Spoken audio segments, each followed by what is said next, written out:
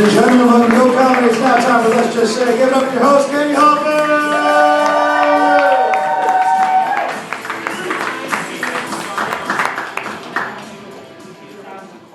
No, hello? It's not on. Push the left button. I've got it. Okay. Thanks, Pete. That's Pete. Everybody say hi to Pete.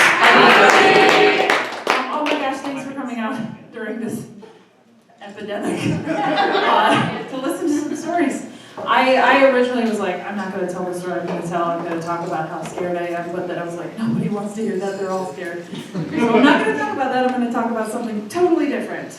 But this is let's just say our night of storytelling. So you're going to hear from some amazing storytellers and then me about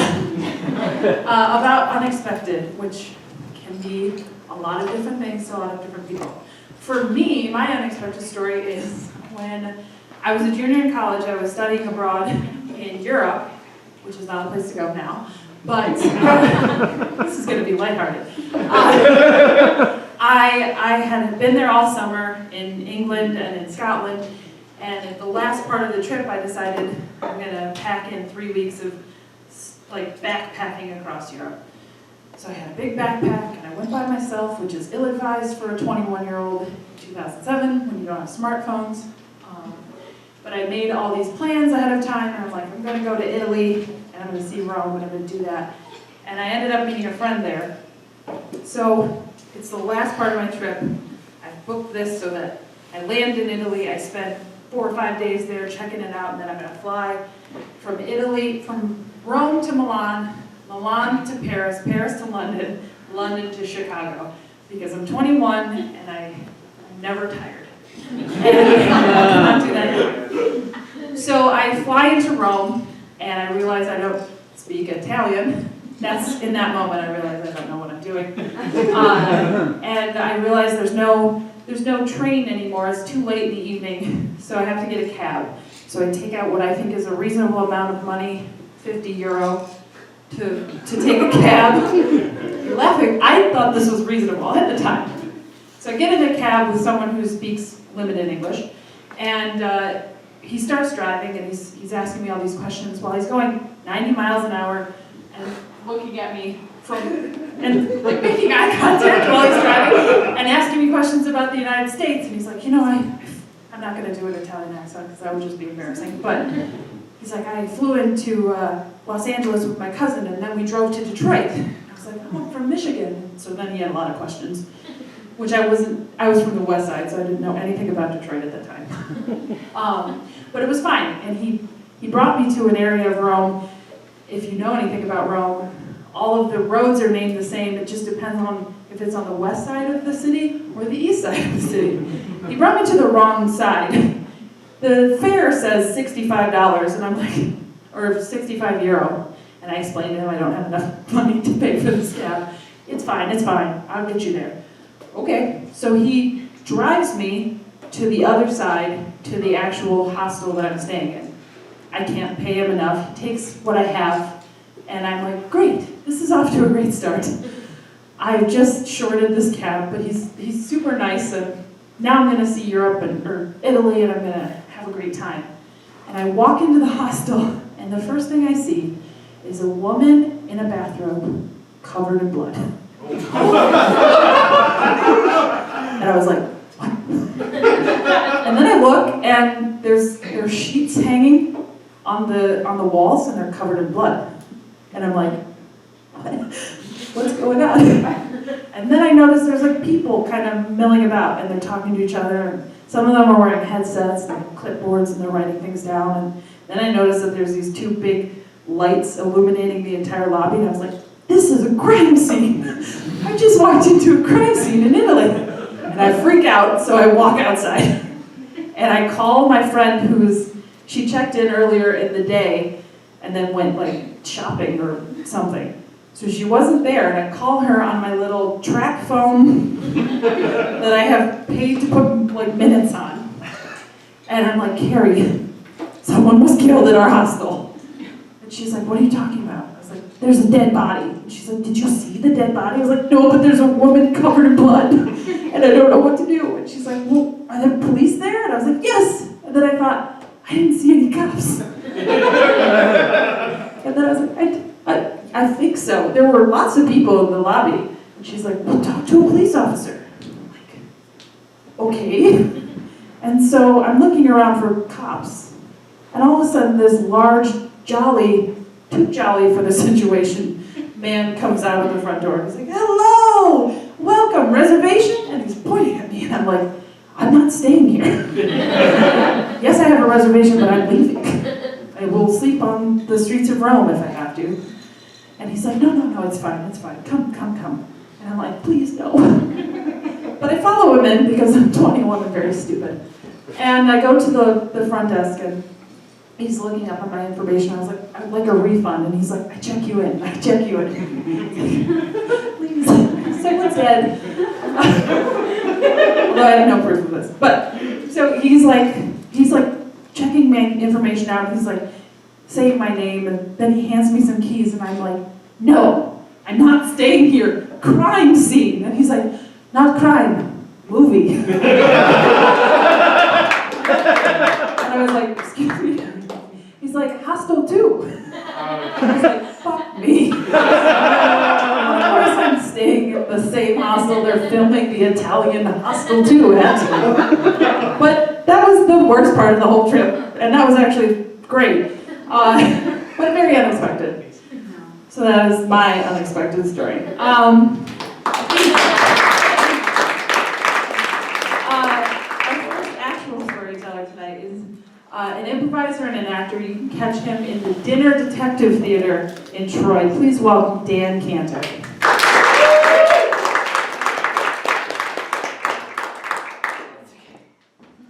So, good evening, and thanks for being here. So, I'm going to do a little time traveling for my story, and going back to my early 20s.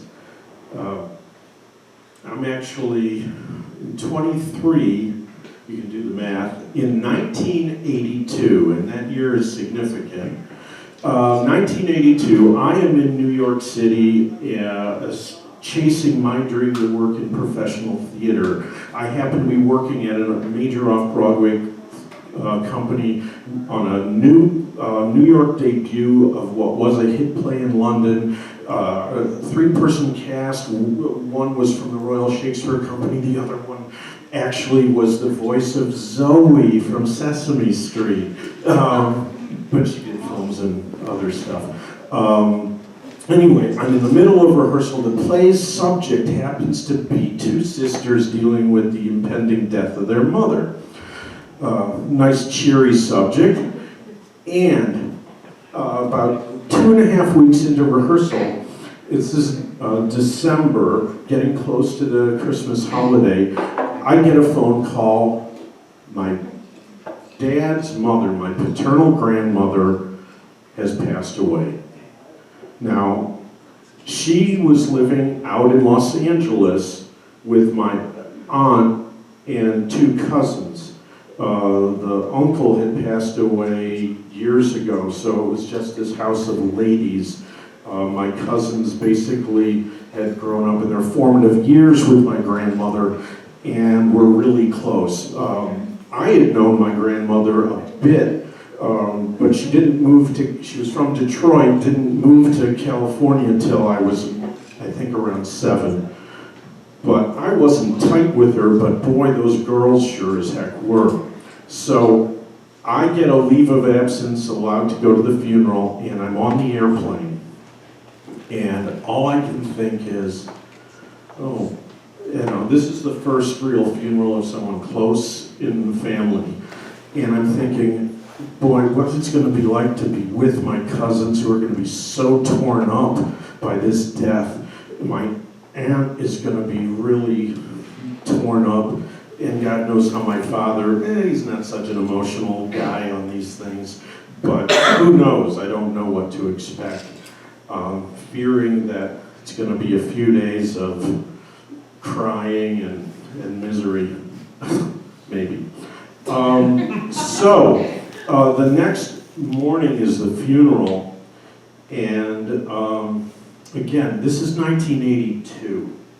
In 1982, the top 3 songs on the Billboard chart turned out to be Eye of the Tiger, I Love Rock and Roll by Joan Jett, and the number 1 was Survivor, actually Olivia Newton-John's version. So we have that. Epcot Center debuted in 1982.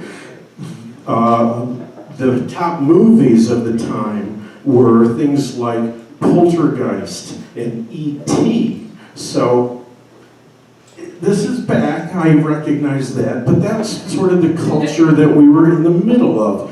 So I show up at the funeral home, you know, we're all dressed up, my family, my parents, my 2 siblings, waiting for my aunt and cousins to come from their hotel, and I'm just dreading what is about to happen as our weekend is about to unfold.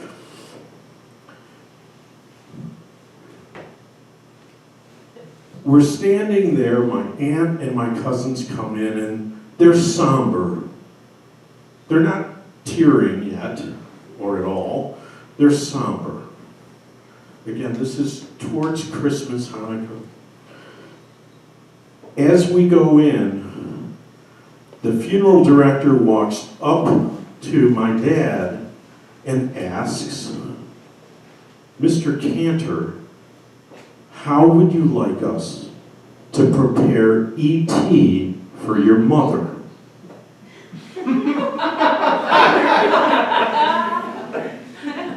Come again? How would you like us to prepare E.T. for your mother? And we hear this conversation and we're like, what the heck are you talking about? And we have the open casket. There's my lovely, demure grandmother. She's the kind of woman who never swore. She's the kind of woman from a slightly earlier time that would have the lace doilies on the back of her upholstered furniture. Those are called antimacassars, just by the way. I bet you didn't know that, some of you. She was really proper, almost always had a purse.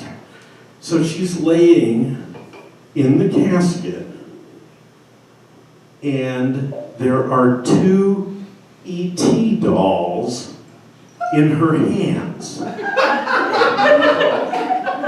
And we're like, my dad and I,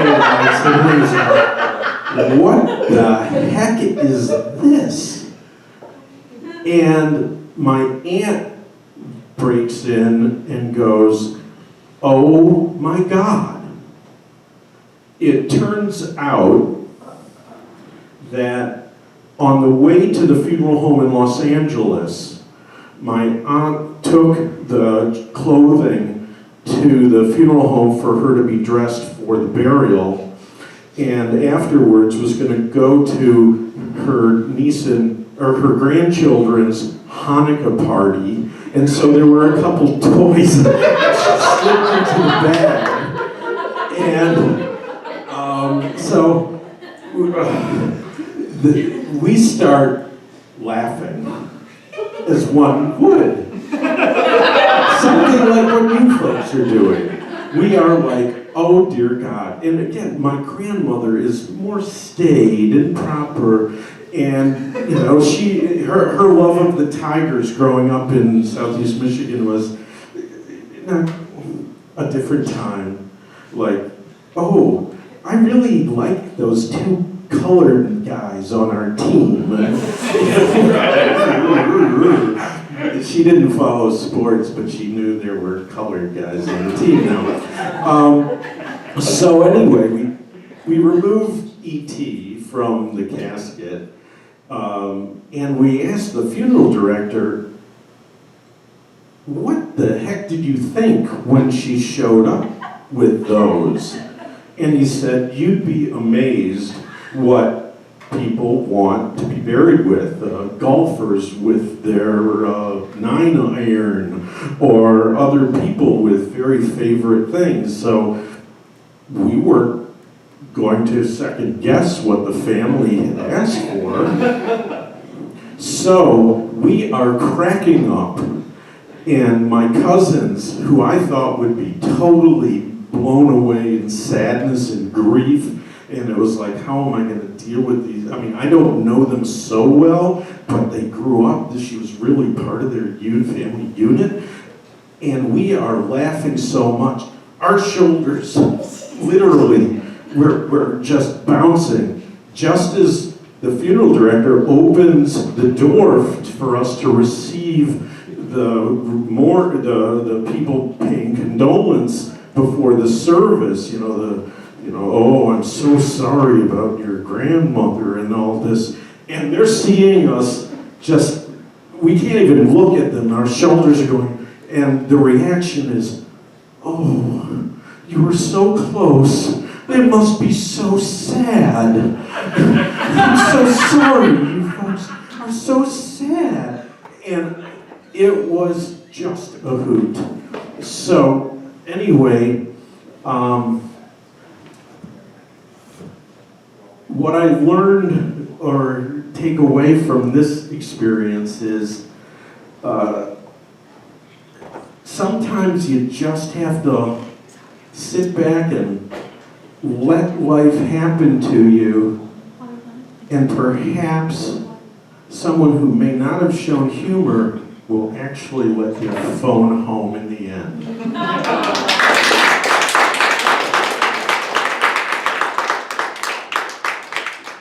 Thank you, Dan. Also, this is not an offense to you. Precaution. Our next storyteller is an improviser and a sketch writer. Actually, I was just in a show with her. She's hilarious. You can catch her in Cougar Den and Magna Carta. Please welcome Jen Clark.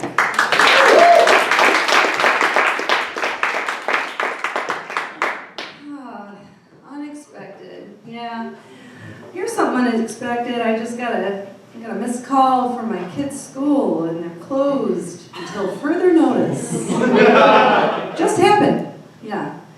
Other than that, I don't really have something as cool as blood or E.T., but I guess I would say I call this being born under a bad sign and just being right about having bad luck. I'm an Aquarius. I was born on February 1st. And every year, without fail, either right before, during, or after, sometimes all the way through the month, will be just a shitstorm of horrible, horrible events. And it will always ruin my birthday somehow. And this last month, was no exception. It was a lemony snicket pile of shit.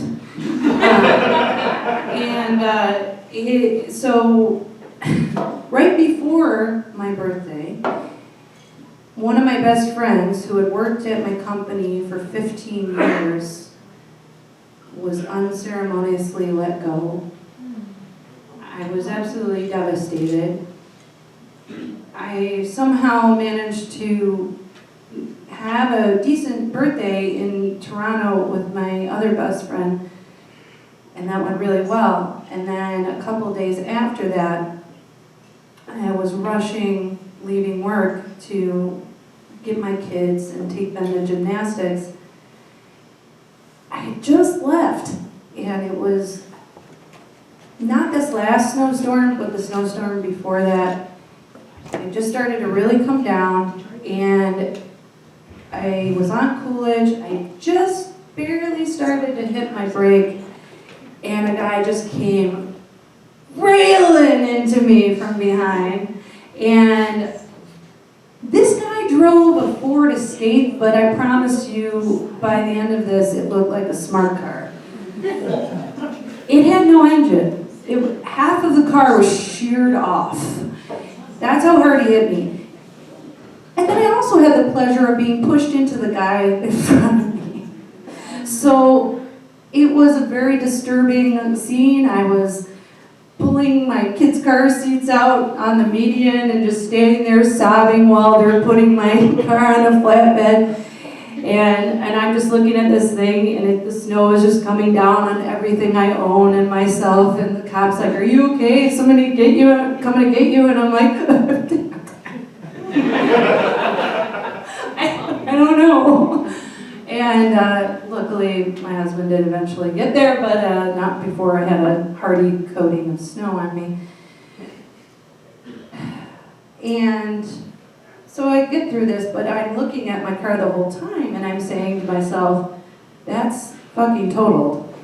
My car was not old. It was a 2018. And I just looked at it and went, yeah, that's totaled. Of course, Devlin says to me, no, there's no way it's totaled. It's too new. There's no way. And I was like, oh, I promise you, because I'm always right about having bad luck. So sure enough, a week goes by. I talk to him. I'm like, okay, tell me something about my car. What's happening? Do you have any estimates? So I find out basically they are going to total my car. I'm like, God damn, I'm right again. So they totaled my car, and then I managed to find another car, and I had to drive to Toledo to get it. And I'm driving there, and I'm getting real excited because I'm like, okay, now everything's fine. I got my car, and it's good. And I get this meeting notice showed up on my work phone, and it says one-on-one discussion with my boss. And mind you, I had never had any disciplinary actions. I've always had glowing reviews and everything. But this, all of a sudden, I have a little psychic twinge to me. So I look down at this and I go, I'm getting fired tomorrow. So I tell Devlin, I got this meeting notice, and it came late in the day. This is one-on-one discussion, and there's no reason for it. I'm getting fired tomorrow. He says, no, there's no way. You're on a 3-person team. You're really lean. There's no way. You've always got glowing reviews. They need you. No one else can run the software you want. I said, I know, but I've seen it. I saw the HR guy in my mind with my boss. I'm getting fired tomorrow. And it's funny because normally I have horrible anxiety, you guys, and insomnia. Normally this shit would keep me up all night, but I somehow slept, and I was like, yep, it is what it is. The next day, 9:30 rolls around, I go into my boss's office. Here he is sitting, HR guy's right there, folders on the desk. And I go, oh, hey, I'm getting fired today. He goes, the HR guy goes, no, you're not getting fired today. I go, oh no? Am I just getting written up or something? He goes, oh no, we're letting you go, but that's different.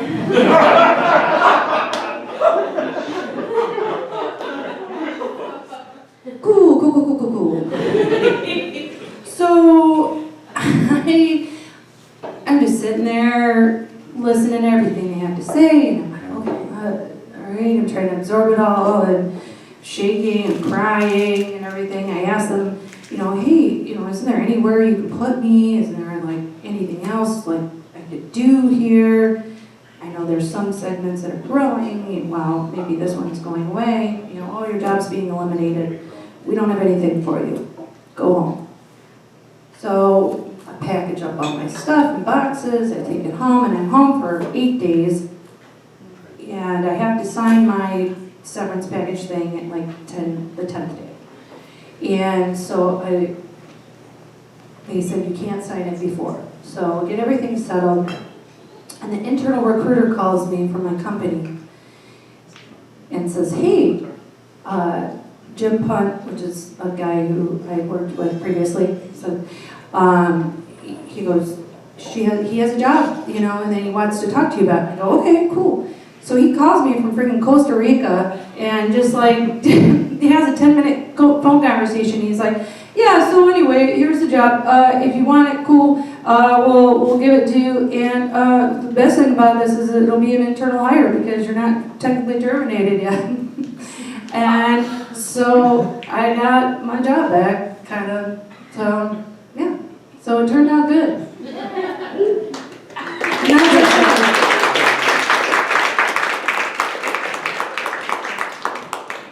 Oh my gosh, anytime like a manager's like, do you have a sec? I'm like, fuck no, I don't. I know. Like, can you chat real quick? No, I can't, I'm sorry. You're fired. Thank you so much, Jen, that was amazing. Our next storyteller is an improviser and actress. You can catch her as Morticia in the Addams Family, coming up with Our Lady of Hope players. I hope I got that right, in St. Clair. Please welcome Maylin Taylor.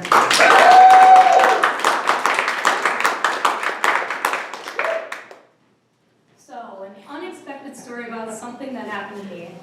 Growing up, when I was like super little, I had this thing, I was diagnosed with selective mutism. Now, what that is was basically I wasn't fully mute, like I could talk, but I could only talk to like my immediate family. It was something in my brain would trigger, I couldn't talk to certain people. It was really weird. I could talk to my grandparents, but I couldn't talk to my aunts and uncles. I could talk at school, but I couldn't talk at church. And it's not that I didn't want to talk, I couldn't talk. I like couldn't control it. It was really like, it's a rare social anxiety disorder. It was a real big thing. And so I had this until I was about 12. And once I was about 12, I was still just not talking to certain people, and it was problematic because I was getting to that age where I was just like, want to talk. And one day, my brother comes up to me and he goes, hey, buy one tickets, early release tickets, to the new Muppets movie. And I was like, okay. And he was like, let's go. And I was like, okay. And I go with him, not thinking much of it. And I go to see this movie, and I don't know what it was, but something just clicked and it made me, and I was just infatuated with these puppets, like how they moved, how they talked. I was so infatuated, and I was like, I want to do that. And so I bought a bunch of puppets, which they're very expensive. I like saved up for them. It's the whole thing. I watched all these puppetry videos. I was 6th grader just practicing all this puppetry, like in my basement. I wasn't a very popular kid. And I was super infatuated with these puppets. And so I was like, I want to show people my puppet stuff. So I started really small. I went to like my elementary school and I would like read books with the puppets to the kindergartners and like stuff like that. Did all that. And I was like, man, I really want to show people what I can do, but like I'm nervous. And then Easter morning of that year, something in my brain, once again, just clicked. It felt like a curse had been broken. I was like, my whole family's coming over, I'm gonna show them all my puppet stuff. and so, as weird as it sounds, the first time my like aunt and uncle, they ever heard me talk, was I go up to them, and I'm like, hi, how are you? And so, they were probably like, wow, but like, they were very surprised they'd never heard me talk before. And I think they were like, this wasn't the way we were gonna hear it, but I mean, shit, she's talking, so. And then, like, as the night went on, I still had the puppet, I was still showing them my stuff with the puppet, just loving this damn puppet. And by the end of the night, I was actually able to, like, talk to them and stuff, and so that, like, really helped me. And after doing all the puppet stuff, I was like, man, I love this puppet thing, I really want to do this, like, more. And so my parents helped me, we were going online, we were looking for puppet classes in Michigan. Those, at least at the time, it was 2012, didn't exist. If they exist now, that would be pretty awesome, but they don't exist. And so I was like, what's the next best thing to puppetry? My dad was like, you should sign up for an acting class. He's like, it's basically puppetry, except you're the puppet. And I was like, good point, Dad. And so we looked up and we find an acting workshop, like at Macomb. And I did that, and I first was super like shy at like the beginning of the week. By the end of the week, I like really loved it, and I really loved it. I was like, man, I want to do some more stuff. So we did some more research, and we found my first play, Seussical Jr. Not a big fan of junior shows, but that's another story. But it was a good first like theater experience. I actually made it to callbacks. I made it for the final 3 for the Cat in the Hat. Didn't get it, but it was my first show, and I ended up getting the part like 5 years later in the full version, so it was okay. But I did get a part with lines. It was Yertle the Turtle. And I was very proud of myself because I had never really gone on stage besides that like acting workshop. And think about it, like 3 months before, I hadn't even talked to my aunt or uncle, and now I was like performing on stage. And so now fast forward a few years later, where was this shy little kid? I'm now working at this place called Brainstormers. And basically what we do is basically a kids improv show. We go to schools, we go to assemblies, it's like writing themed, and we do like performances for kids, and they really like it. This group used to come to my school, and I was the kid who would like hide because I was scared they were gonna pick on me. Like they were gonna pick me up. They don't do that. And so I was like, I didn't want to do it, and now I'm like doing that now. And so I think like the takeaway of this is like the thing that was super unexpected for me is I went from this shy kid who like therapists were like, she might not even talk to her aunts or uncles like when she's an adult, like sorry. Like they went from that, I went from that to doing puppetry to being able to perform in front of like thousands of people. And I'm just really proud of myself.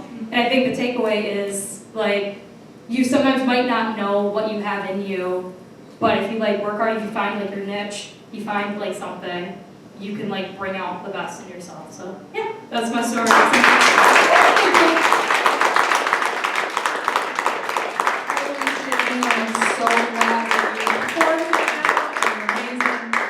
Thank you for finding puppets.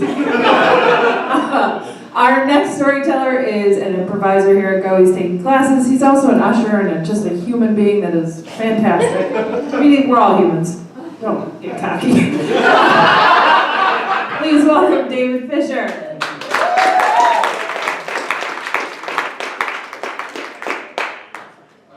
So I was thinking about the theme, unexpected, and I was like, definitely, you know when you see someone and they get introduced as like really great and everything, like, oh, like this and that and that, and you kind of go, okay, all right, let's see it.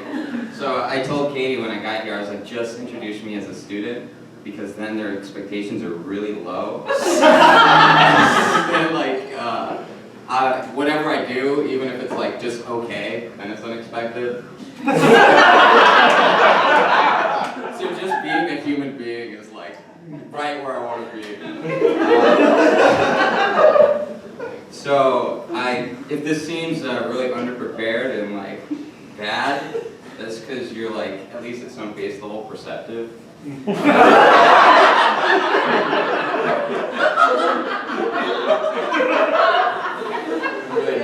So this morning I texted my friend. I was like, so I'm gonna do this moth-like thing, and I was explaining it, and she goes like, okay, just tell me the story, and I gave her the bones of the story, how it goes, and so my story that I had decided on was I told her it, and she was like, it's kind of bad. And she's very honest, a good friend, and so the story goes. So when I was in like 5th or 6th grade, this would have been like 2007. Actually, it was at the end of 5th grade and before the break, like the summer break before 6th grade. I had a group of friends. It was like me and 5 other boys. I say boys because we were 11. And like we had like no shared interests except for that we just didn't want to go home. So we just kind of hung out together, and we made our task like just building a tree fort next to one of their houses, which is a really great activity because it's never done. You can kind of just like keep doing it, and if you're stalling, if your whole goal is to stall, you can just do that forever. You can just build, like there's a lot to do. You can just keep building and breaking stuff, but this is where it gets a little sad. Or maybe not sad, just depraved. Make your own judgment. I won't make it for you. Two of my friends, both their parents were legal guardians. Actually, more accurately, were drug dealers, and so we had access to drugs. I know, unexpected, right? So we would go and steal weed from their parents and smoke it. We were 11. And, so we smoked a lot of weed and everything. And eventually we started doing other stuff too, like stealing LSD. And then we started like taking like a bunch of Benadryl and a bunch of like cough syrup and stuff like that. Which I don't know how much an 11-year-old weighs, but like, I think I have heart problems and I know why.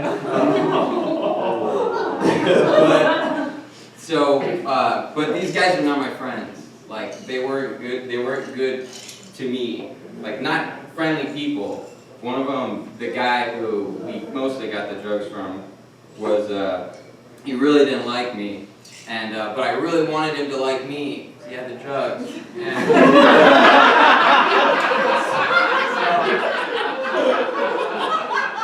So I spent the summer kind of sucking up to someone I can't even stomach, and but he just never liked me. I think because I was sucking up to him all the time. So he'd like make fun of me for being new and all this stuff. And they used to skateboard a lot. And I bought a Walmart skateboard, and he like the moment I came out, he was like, "Dude, is it a Walmart skateboard?" I was like, "Fuck." I can't win at anything. And but one time we're all together, and he's egging me on. He's like, "Dude, just keep." He's like, "Oh, that's all you're gonna take?" So again, I'm 11, and I take 5 Benadryl, and I do like a whole cup of lean, and I smoked a bunch of pot. I didn't take any LSD or anything, but I was a child, and so if you've ever taken too much Benadryl, you'll know that if you sit down, you can never ever get back up. So you're stuck. And so I sat down on this park bench, and we were at a beach, and the rest of them started to walk away, and I was just kind of sitting there, and I just got stuck, and I was like, oh. But I was too tired to really like do anything, so I just kind of was like this, guys, and it just like this really pathetic, like a whimpering dog, and they just started to leave, but there was one guy in the group who was my friend, and so I'm like, trying to shout for them because I'm like, fuck, I'm stuck. If they don't come help me, I'm stuck. So once they start moving, I know I'm good, but once I sit down, I'm fucked. And so my one friend eventually comes back, and he like kind of carries me along, and they kind of got me like this, and I'm walking with them, and we're walking home, and the one kid who's not my friend started going, "Dude, you're talking really slow. You're talking so slow." And I was like, "What?" And they all kind of like looked at each other and they're like, "Yeah, dude, you're talking so slow." And I was like, "What do you mean?" And they were like, "Dude, you're talking like this." And like it started to get in my head. I was like, "Dude, what the fuck?" They're like, "You took way too many Benadryl, dude. You're fucked." So I was walking home, and I was like, "No, you guys are fucking with me. You guys are fucking with me." And eventually we got to my house, and we stopped, and they kept going, and I'm walking up the driveway, and then I'm like, maybe they're actually my friends, and they're telling the truth. And so I walked in the door, and my mom's home, because of fucking course she is. She should be at work, but she had like a dentist appointment or something, so I was like, "Oh, awesome." Like a fucking 11-year-old stoned out of his fucking gourd. So I walk up to her, and she's like, "Hey, David, how was your day?" And I go, "Really good, thanks, Mom. How you doing? Bye." And just like run into the bathroom and take like an hour-long shower. and so anyways, I'm texting this to my friend, and she's like, "Nah, it's kind of hacky." And I was like, I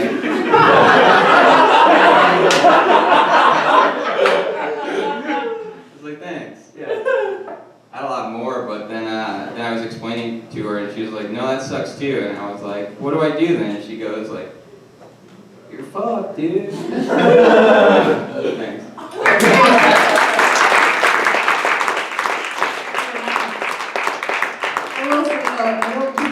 I don't need to take get home from work, I'm like, I'm done. We're all off. Anyway, so sorry. Our next storyteller is, he is a sketch writer. I was actually just in Decent Exposure, the student sketch show with him. He is a very funny man. Please welcome James Higdon.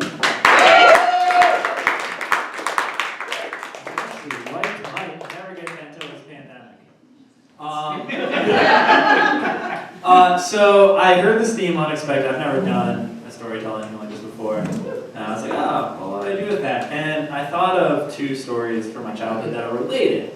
And the unexpected part is how related they are. It's the two times when I was in high school where I got pulled over by the cops. Alright. And it's weird because there were 4 or 5 similarities between them. One, I was driving, I got pulled over. In the passenger seat was my twin brother. His name is Paco. We'll explain that later. Our buddy Ryan was in the back seat. And then each pullover involved fast food, hats, and drugs. So I'm 16 years old, and I'm the world's most straight-laced 16-year-old. Like 2 years after I was 16, I was 18, I got a custom Muppet knit. So if we go back to the stories, you can see the kind of kid that I am.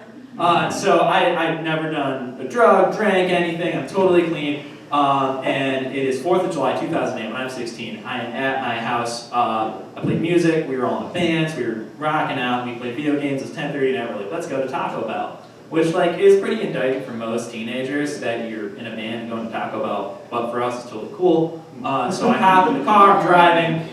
All of a sudden, cop car starts following me. I'm like, well, this is weird. He's following me very closely. Lights go on. I'm like, what's going on? So I'm like freaking out because like the one thing I had going for me in life was that I was a straight-laced kid. And if the cops arrested me for whatever reason, I was done. So I'm like, well, this is weird. So I'm shaking violently because it's the first time I've dealt with the cops. And this cop walks up to the window and I was like, James, how's it going? I'm like, good, officer. He's like, where are you going? I'm like, Taco Bell. He's like, James, why are you shaking? I'm like, 'cause I got pulled over, man. And he's like, really? You got any drugs in the car? I'm like, nope. He's like, have you ever done drugs? I'm like, nope. He's like, have you been around drugs? I'm like, very rarely. All these were true answers. And he goes, you sure? I'm like, and once again, honest answer, not what I should have said. Well, I went to Aerosmith last summer. So he starts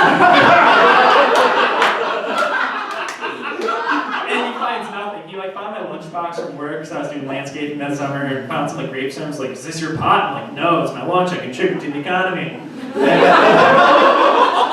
He opens the trunk, and in the trunk is a sombrero and a leprechaun's hat. Because 2 years later I was buying my first Muppet. And his partner goes, man, you know how to party. And I didn't say it then, but I wish I'd said, not as hard as you guys wish. They're eventually like, well, we got nothing on you. It turns out my plate had expired. I didn't know that was a thing because I was 16. So like they had rightful cause to pull me over, but not search my car. It's a whole thing. So it's 11:30 by the time they stop, and Taco Bell's close. We drive home downtrodden, and it left us with a really sour taste for law enforcement for at least a year. And I can explain that because when I'm 17, it happened again. Slightly different circumstances, let me explain. So my grandfather was an auto mechanic. He passed away when I was 14. Lived a great life. It's all good. Left a 1966 classic Mustang to the family. This is right. So your response was the response I had when for junior prom. I'm like, hey family, can I take my girlfriend to prom in the Mustang? They're like, heck yeah. I'm like, sweet. So I get the Mustang, we get it insured for a weekend because no one's really driving it at the time, and it's a beautiful March day, it's like 75 degrees out. I call Ryan, I'm like, hey, come on over. Me and my brother are washing down the old Pintmobile over here. And so while we're washing down the car, listening to music, my sister calls me, little sister, can't drive yet. She's like, hey, I'm going to spend the night at a friend's house. I have this medicine, can you bring it to me? And I looked at the car, and I looked at my phone, I looked at the car, I'm like, I'll bring you whatever the hell you want today. That's fine by me. So we all hopped in the car, in the Mustang, grabbed my sister's medicine, drove for the 5-mile drive to this house we're going to, which included a stop to Burger King on the way. Because Burger King has 2 things. 1, chicken fries. 2, crowns. So So we all three are driving through Bloomfield, Michigan in Burger King Crowns in a 1966 Mustang. These 17-year-old idiots. So I'm getting near the house, and this is like before like GPS is, so I have like the map quest of like where the house should be, and I have a general understanding of where it is. And all of a sudden the cop starts following me, and I look to my right, and there's my brother. I look to the left, or behind, there's Ryan, and we're like, oh no, not again. And I'm driving exactly 25 miles per hour and give a quarter mile before he turns signal. Next thing you know, woo! And so I pull over in another side street, and this cop walks out, and he panic throw off the crowns, throw them on the ground, and I'm like rolling down the window of the Mustang, but it's like rusted, and I'm freaking out, I'm shaking again. This cop walks up, arm around the car, and goes, so which one of you is the real king? And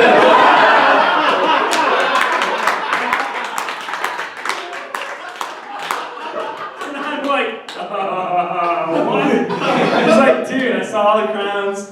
What is going on? I'm like, all right. So like, this is my grandpa's car. He left it to the family. We got insured for the weekend. I'm going to prom. He's like, oh, dude, that's really cool. Like, do you have the registration? I give it to him, and he's actually really cool. Like, compared to the last guy who was like out for blood, like this guy just wanted, to see what was going on, and he was a very nice guy. And so it all gets worked out, and I'm about to leave, and then plot twist. It turns out I had parked in front of the house my sister was staying at unknowingly. So she's 14, doesn't know anything. So she sees this car pulling over in front of the house, and so she decides her best course of action is to sprint out of the house, run around the car near the officer, reach in, grab the pills, and here I am, finally succeeding with the cops.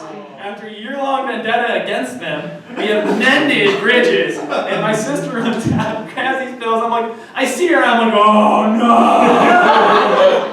And she's grabbing this cop. She's like, what is going on? I'm like, I can explain everything. He's like, you stay. She's like, what's going on? I'm like, what do you mean what's going on? You're the problem here. And I'm like, look, officer, she has like a health condition. She needs these pills. And he's like, what are you doing? She's like, I don't know. I'm like, it's accurate. Finally lets us all go. And so that's my two cop stories when I was a child, where I was driving, Bobby was to my right, Brian was behind me, there was fast food, there was drugs, and there was hats. And the moral of the story is getting away scot-free from both of those is that I must be the real king. I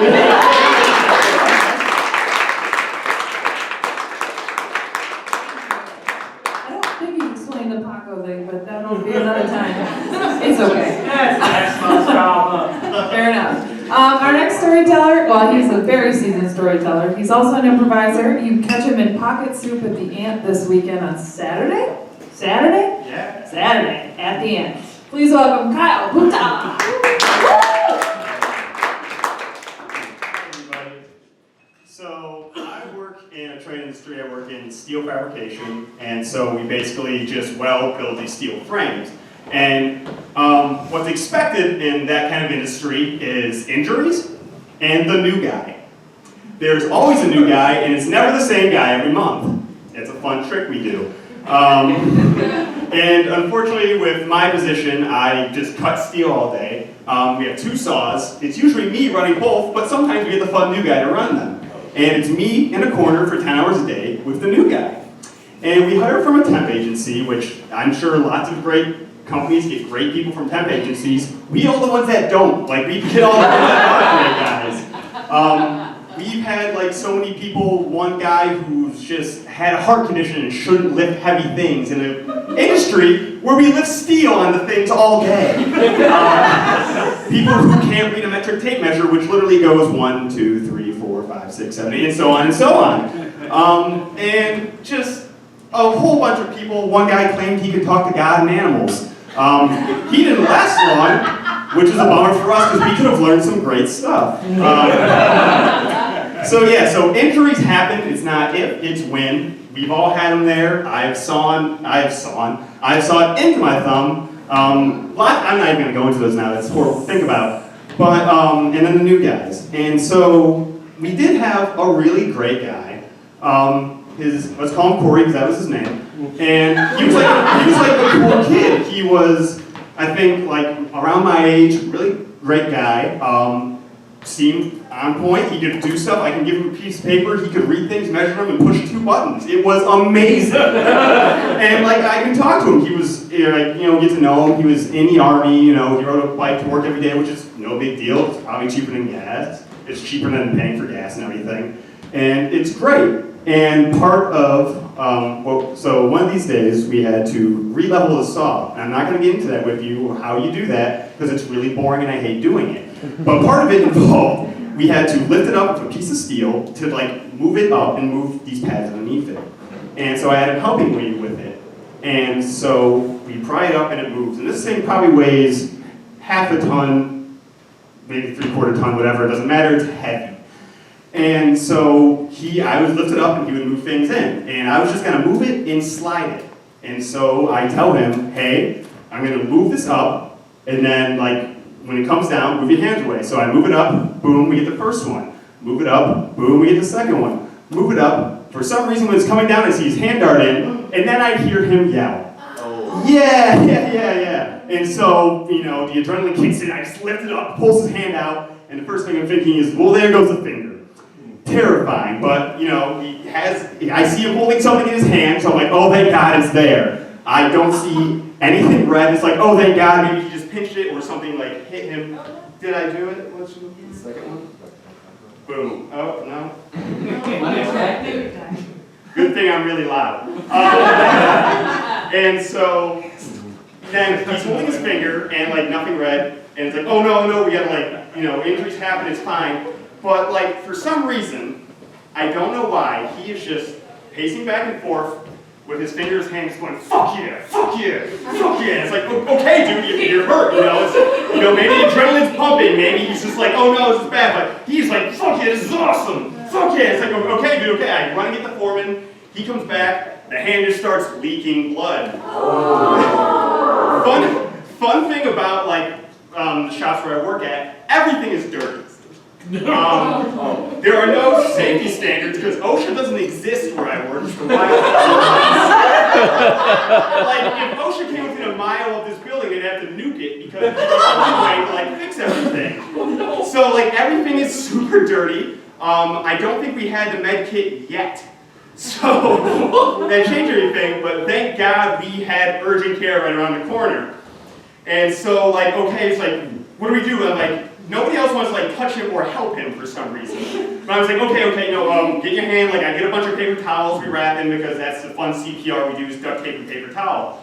I've worked full day after cutting my thumb with duct tape and paper towel.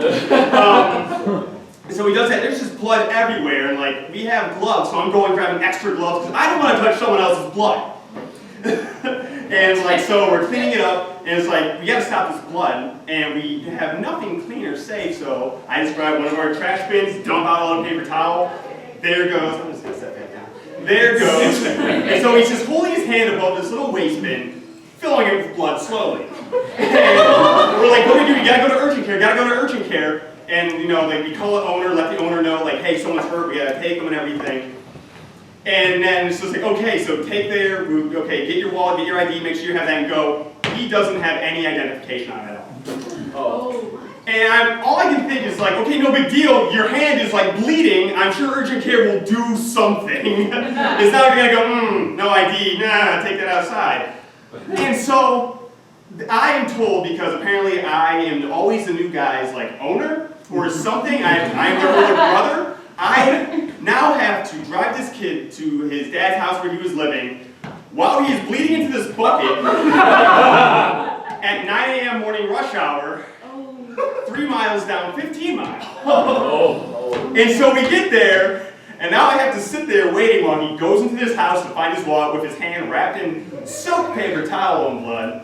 And he is just he thinks it's awesome. He was in the army. This is something that's awesome. And it's it's not. In my car if you're blood in the bucket. And so we get that cool, a nice fun drive down to urgent care, which is right next to work, would have been fantastic if we could have got there first. And so we go there, we get him in, they obviously, this guy is bleeding a lot. So they rush him back there, and it's just like, he is just like, okay, call one of us, like, when you want to, like, come back, when, like, you're ready to come back to work so we can get your bike, get you home. And he says, no, I'll walk. And it's like, no, dude, just call one of us, we will come get you. No, it's fine, dude, I'll walk. And it's like, your hand, like, I don't know the status of your finger if you will have it in a little bit. And it's like, no, it's no big deal, walk, just call us. And then I have to go back to work, and then he just shows back up a couple hours later. And it's like, are you fucking kidding me, dude? Like, out of all the new guys, this is the craziest one yet. And so, like, he gets it, they stitch him up, so his finger was fine and everything. They stitch it up, it was just full of flexometal, which, cool. And so, like, he's still working, though. And so, like, the next week, he doesn't want to wear his finger splint, keeps complaining how his finger hurts, and there's a full bottle of amoxicillin in the toolbox that he is not taking. And it's like, dude, what are you doing? And then he just stopped showing up for work. And it's like, this finally someone I can talk to at work for 10 hours a day, turns out to love these injuries, stops coming in, and then the most unexpected thing, we finally get a call one day. Turns out he was found by the police almost OD'd in the Burger King bathroom. Yeah, so out of all the new guys, that was the most unexpected thing, because the new guys are always expected, but how they leave is kind of unexpected. So thank you very much.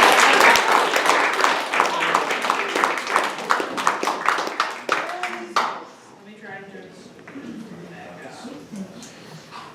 That is nuts. Hello? There we go. I don't know if they teach you on and off buttons at your job, but Big no, hug. that's good. Wow. Don't work in steel, everyone. And also, you guys put a lot of faith in the healthcare system. Don't do that either.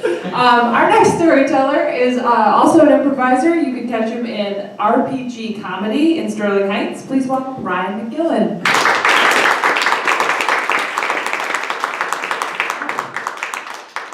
Hi. So, in putting this story together, I tried to just see how many times I could say the word expected. So, count along if you want.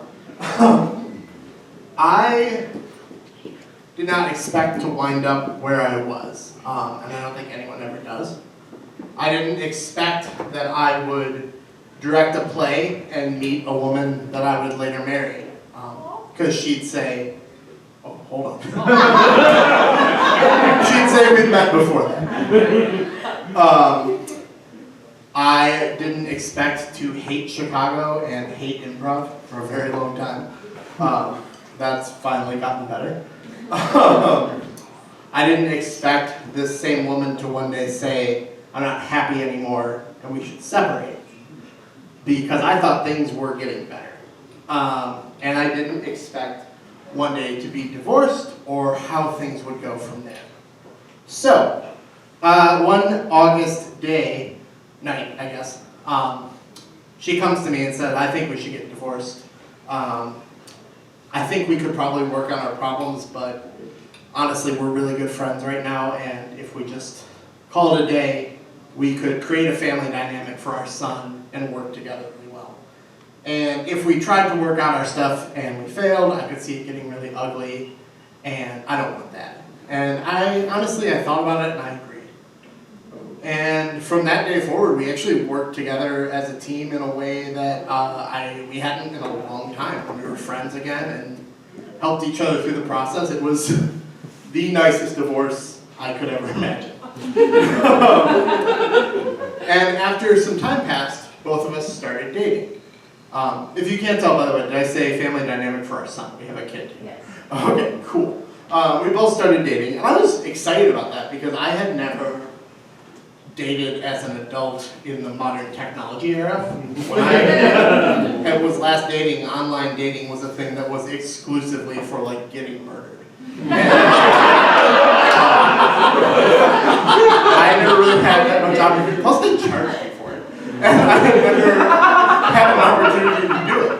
So, getting into this world where like the dating world was at your fingertips and it was all online, it wasn't weird to date online, I was kind of excited about that.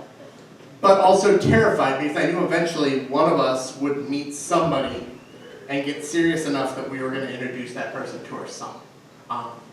We had set up some ground rules. We had said he's not going to meet anybody until we've been with this person for a minimum of 6 months. We actually both waited longer because we wanted to make sure the person was really, really in there. And the other rule was before you met the kid, you had to meet the ex.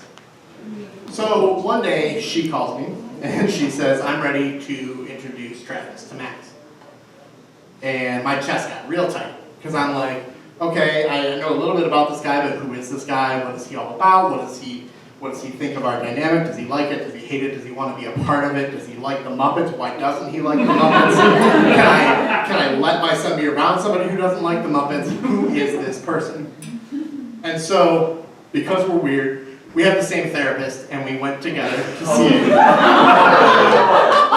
went together to see our therapist, and that's what we do when we think we need help communicating. And so we talked about all this, got on the same page, and a few weeks later, we're in a Barnes & Noble cafe, and we're going to do this thing. And I admit that I was standoffish and very quiet, but they had prepared, and they spoke my language. They made a Jenga game with questions written on it that we could talk about, and we played Jenga. The questions ranged from parenting philosophy, life, how were you raised, religion, to like favorite books, favorite movies, important things.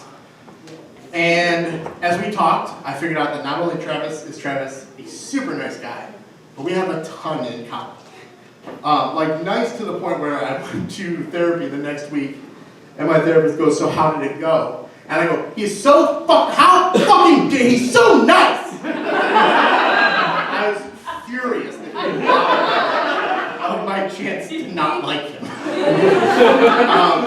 Which I didn't, I wanted to like him, but you think this person's trying to replace you as a father, which he has worked every day to make sure I know that's not true. So, around the same time, I'm dating Kate. I had been dating and didn't really expect to click with anybody or fall in love for sure. And then there's Kate. And she is proving me wrong at every turn by every inappropriate joke, every chance she gets to slip weird, morbid facts into casual conversation, and the way that she cackles at jokes. About a year later, I call Kristen and I say, I'm ready to introduce Katie to Max. And we are back at the same Barnes & Noble. With the same Jenga game. But now there's 4 of us. And I would say we were very nervous, but after about 15 minutes, that all went away. And we were laughing, and there was vulnerability, and there was probably tears, but I think there were tears of joy because we knew we had found our fit. And so that was about a year ago. And Max is the happiest kid you could ever meet.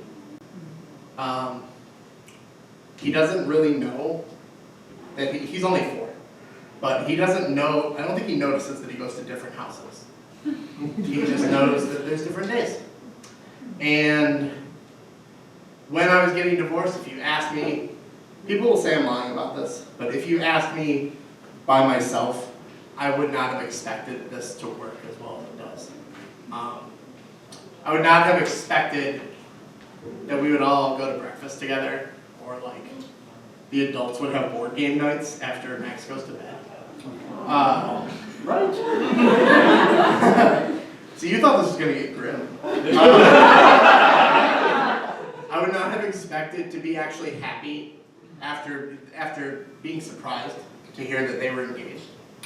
I really wouldn't expect to go see Dashboard Confessional with my ex-wife's fiance last week. Just us, just 2 bros. I wouldn't expect my ex-wife and my girlfriend to get tea together and become one of the people that the other one calls when they need to talk to somebody. I wouldn't expect to be happy that there's 2 new people at our Christmas. But really the thing I was amazed by, I didn't expect, is that you can take two little families and make one big one.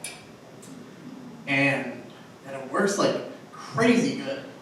Like, it's hard, but it works like a really well-oiled machine. And I didn't expect that to work that way. And most people I talked to didn't either. Most people were like, lots of luck, but I guess fuck you.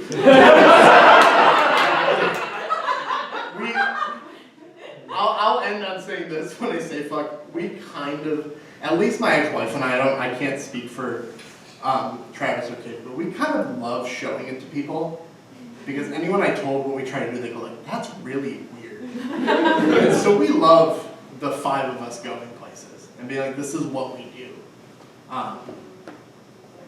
And it's just works really well. So we've all, I think, I can only speak for me again, but I think we all feel very lucky about that. So there you go.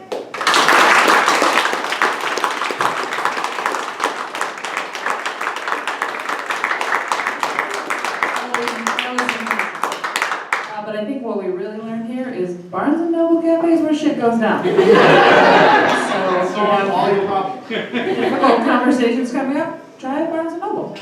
Our last storyteller this evening. Oh, it's okay. He's really great. He's an improviser, a sketch writer. He's actually going to be hosting Let's Just Say starting in May, I believe. Yeah. Yeah. And he also is part of the WrestleManiacs podcast. So if you're into wrestling, check that out on Spotify. Please welcome Alex Ketchum.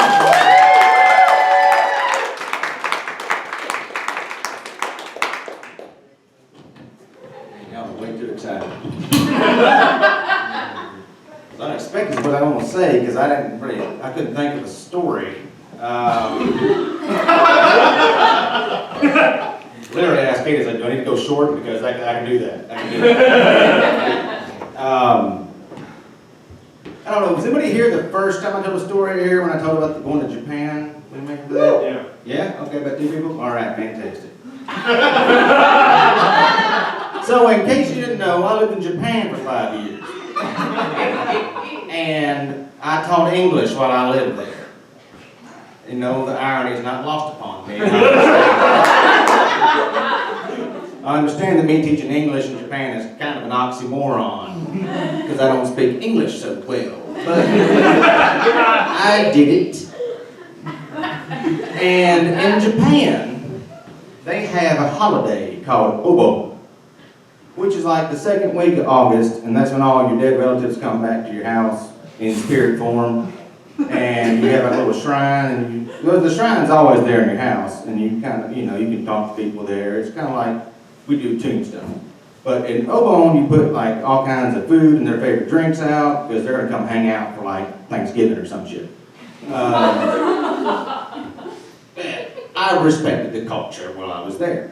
And I still respect it now, but I love Japan. It's a second home. However, Obon is also a week-long vacation.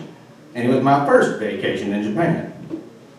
So I was very, very excited to go explore, because they do a lot of festivals during this week. And some of the biggest ones were on the tiny island that I lived on. And one of them is called Awa Odori, which is a dancing festival. It's basically like a parade, but it's just different groups doing dances. And I'm a festival junkie. You know there's a festival, I'm going to go. Because why the hell wouldn't you, right? It's a festival. There's going to be drinking outside, there's going to be dancing, there's going to be crazy things. You're going to have a good story to tell, so here we go.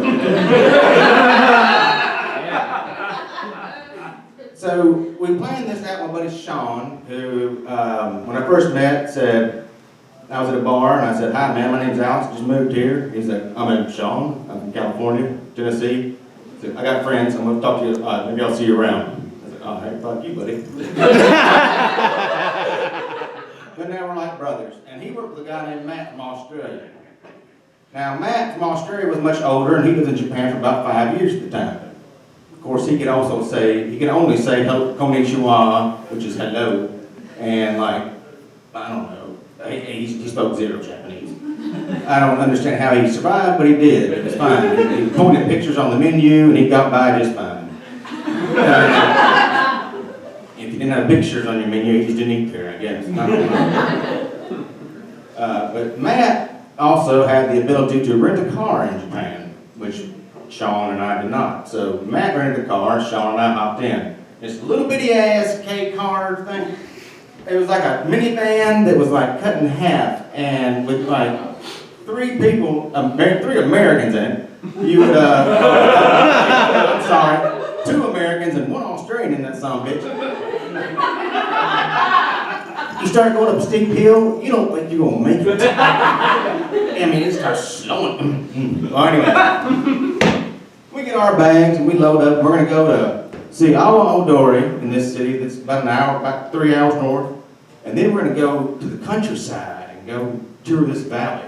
Because Sean is a big cultural kid, and there's a bridge we could go see across this river, and a stone statue and shit. Alright. So we go to Amador, we do the dancing, we sit at this little outside bar, meet these girls, and nothing happened with the girls, but I mean, well, we flirted a lot, and we also wound up working for that bar, just yelling at strangers, come drink here, and they would all come drink there. It was a great time. And then we go to an after bar, and we talk to the owner, and she's really nice, and she's like, she's playing the music we want to play. We played tag team, and we was rapping and stuff. It was great. I can sing the whole tag team song. Won't do it now, because I don't want to bore you, but we just partied, and then we slept outside like we planned. Well, I slept outside. They slept in the car. There was not enough room for 3 people in that car. I slept on a bench outside, and by God, I had a better night's sleep than they did. So, we get up and go to the valley the next day. And it's bright and early, because they slept in the car, didn't sleep, and they woke me up, and we got in the car. And we arrived at this little area right before you get into the BFE of Japan. And we're gonna eat this restaurant. Wait till they open, go in, eat, and then Sean and his Japanese, because he was the best level at the time. Looking back, he didn't know shit. He's fluent now, like native level, so good on him. But damn, he didn't know shit back then. But to me, it sounded like, man, he is good. So we eat, and he asked the owner, like, what's the quickest way to get to this statue and a place to go swimming? Because we hadn't showered and it was hot. So the guy starts talking, and we go up. There's basically 2 roads. It kind of forks on either side. We went to the left.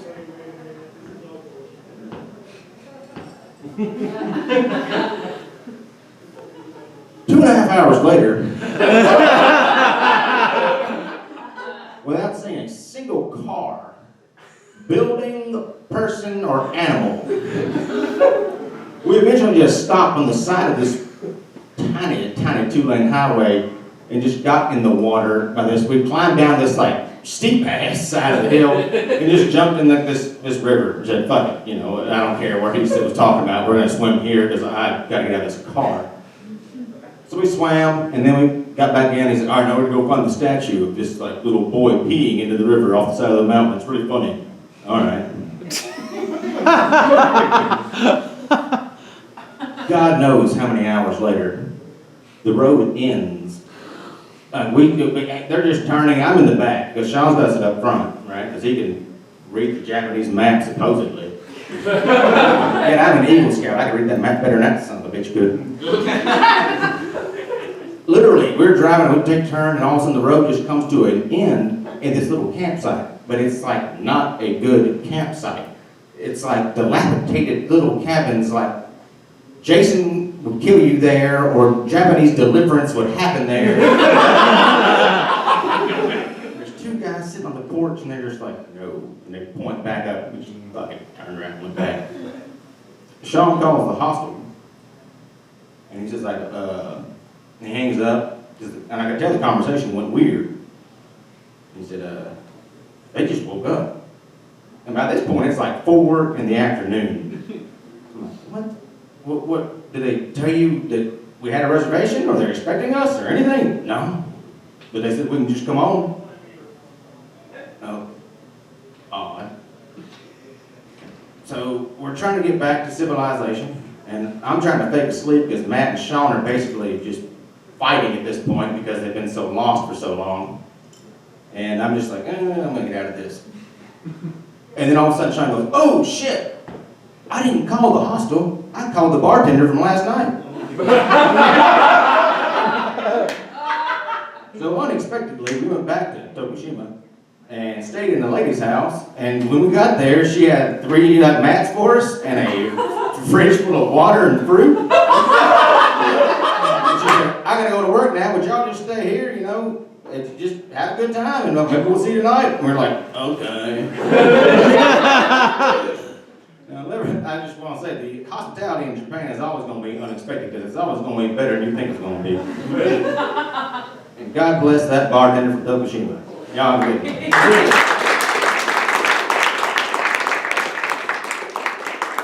Thank you, Alex. Can we get one more round of applause for all of our storytellers?